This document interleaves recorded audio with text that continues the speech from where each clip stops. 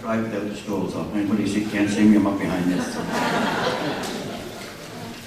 My name is Fleiger. I'm a proud Miramichier. I was on council for 4 years.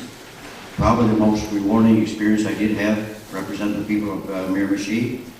And different committees I was on infrastructure and engineering, and we come up with a 5-year plan and a 25-year plan with asset management and that. And to be truthful, in June, we're going to get a rude awakening on the infrastructure that we actually have in the city.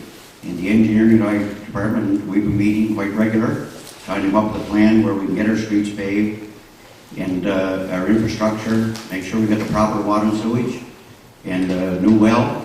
We have the best water on the river. We want to make sure that our wells are going to be our greatest commodity. So, and a couple of things that I actually brought forward was, one of them was for us to look at different ways that we can get around the planning commission. I know that's a headache. It's a headache for a lot of business owners, contractors and that. So what we're doing, we're coming up with we're going to study whether we stay there or have our own. And another thing, and I've got to thank council for supporting that.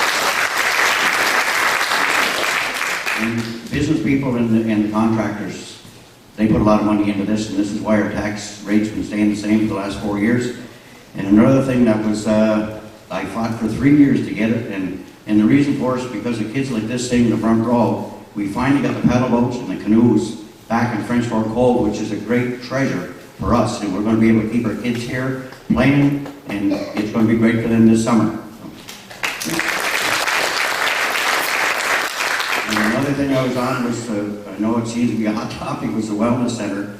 And you know what? I support a new wellness center because I was just doing a little bit of math there today.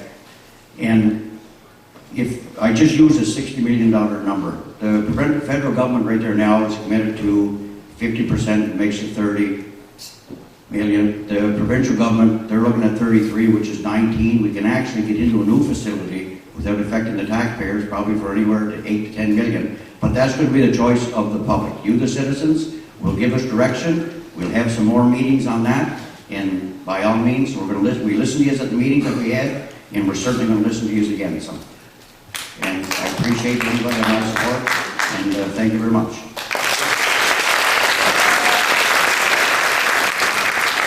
Billy, you mentioned in there the taxes have been frozen for the last few years, so I guess the question is, would you support raising taxes to pay for additional services or infrastructure spending?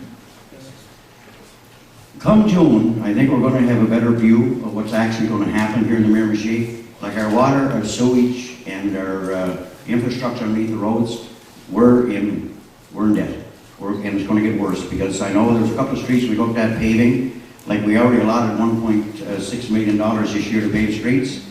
That's only the tip of the iceberg. And there's a couple of streets we had on the list that we found out the infrastructure is underneath. And we have a new asset management system now that I had a meeting with Darren Rowell today. And actually, we're going to be able to tell exactly where all the problems are within the city. It'll be computerized on a website and everything. And if it has to be taxes, we all want paved streets. But in all reality, I'm one for it. If we're going to pave streets, we're not going to jump the taxes up, 10, 15 cents or whatever, but a cent or 2 cents a year until we get this infrastructure done, I certainly would approve it, yes. Okay, thank you.